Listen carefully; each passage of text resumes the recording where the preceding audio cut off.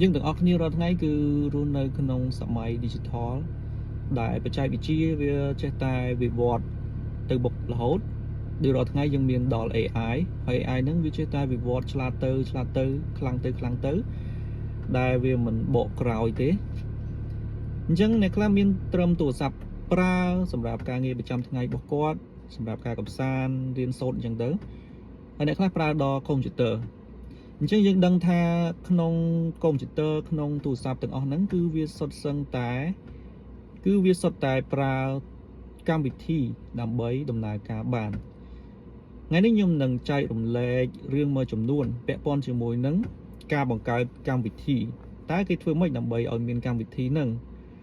ដាក់ឲ្យយើងប្រើប្រាស់គេហៅថា software development ក្នុងវីដេអូនេះខ្ញុំនឹងមិនទាញចូលផ្នែក technical ពេកទេគឺសង្ឃឹមថាចែករំលែកទៅដល់មនុស្សទូទៅទោះបីជាគាត់មិននៅក្នុងអាជីពជាអ្នកបង្កើតកម្មវិធីហ្នឹងក៏អាចយល់បានដែរសម្រាប់មនុស្សជុំវិញខ្លួនពួកគាត់បើសិនជាគេនិយាយថាខ្ញុំជា developer ខ្ញុំជា UX UI designer ខ្ញុំនៅក្នុងក្រុមហ៊ុន IT ដែលបង្កើតកម្មវិធីអញ្ចឹងគឺយើងអាចយល់បានថាគាត់ធ្វើពីអីប្រភេទការងារមួយណាអញ្ចឹងឥឡូវយើងចូលមកដល់ប្រធានបទរបស់យើងគឺ software development ការបង្កើតកម្មវិធីអញ្ចឹងរាល់ការបង្កើតអ្វីមួយក៏ដោយគឺវាតែងតែមានគោលបំណងគឺយើងត្រូវតែមានគោលបំណង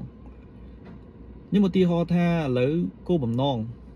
ដែលគេចង់បង្កើតកម្មវិធីឧទាហរណ៍ថាឥឡូវគេចង់បង្កើតកម្មវិធី YouTube ដើម្បីឲ្យមនុស្សចូលទៅកាន់កម្មវិធីហ្នឹងទស្សនាវីដេអូបានហើយសម្រាប់អ្នកខ្លះចូលទៅដើម្បីអាប់ឡូតវីដេអូបានអញ្ចឹងគោលបំណងយើងគិតថាវាសាមញ្ញប៉ុណ្ណឹងសិនចុះបន្ទាប់ពីមានគោលបំណងទាំងអស់ហ្នឹងហើយវាដល់ដំណាក់កាលមួយទៀតគឺគេត្រូវរៀបចំផែនការគេធ្វើម៉េចរៀបចំផែនការវាអាស្រ័យទៅលើទូចធំច្បាស់លាស់ហើយស្អាតឬក៏ធម្មតាអញ្ចឹងឧទាហរណ៍ធម្មតាយើងរៀបចំផែនការគ្រាន់តែយើងគូរនៅក្នុងសភៅ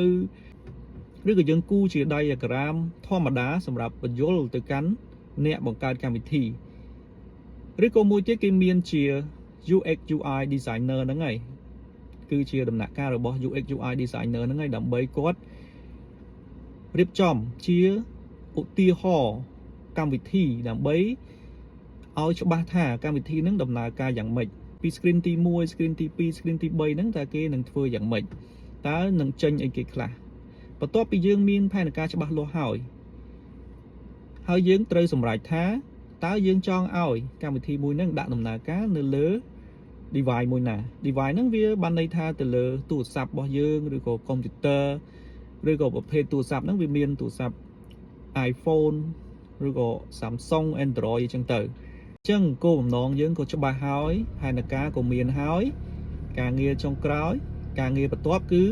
អ្នកសរសេរកូដបង្កើតនឹងហើយអញ្ចឹងអ្នកសរសេរកូដបង្កើតឧទាហរណ៍ថាឥឡូវក្នុងផែនការគេយក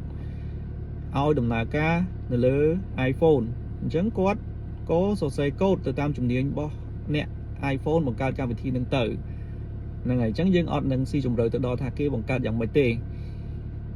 បន្ទាប់ពីគេបង្កើតវាចេញជារូបរាងឬក៏ functional ហ្នឹងឲ្យវាដំណើរការមួយចំនួនហើយគឺគេត្រូវមានអ្នកធ្វើ test មួយទៀតដើម្បី test ទៅលើapp មួយហ្នឹង test ទៅលើកម្មវិធីមួយហ្នឹងថាវាពិតជាដំណើរការត្រឹមត្រូវអត់គ្រប់លក្ខខណ្ឌទាំងអស់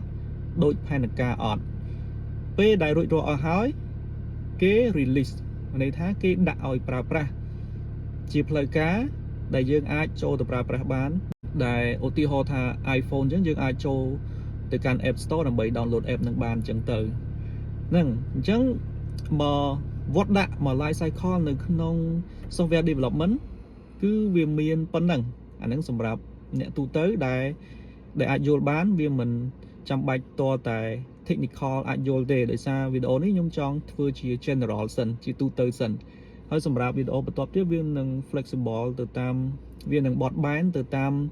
comment សំណួរឬក៏មានអ្វីដែលបានកាត់ឡើងនៅក្នុងអ៊ីនធឺណិតបច្ចុប្បន្នខ្ញុំនឹងលើកឡើងមកហើយខ្ញុំនឹងបន្តធ្វើវីដេអូផ្សេងទៀតអញ្ចឹងអាច follow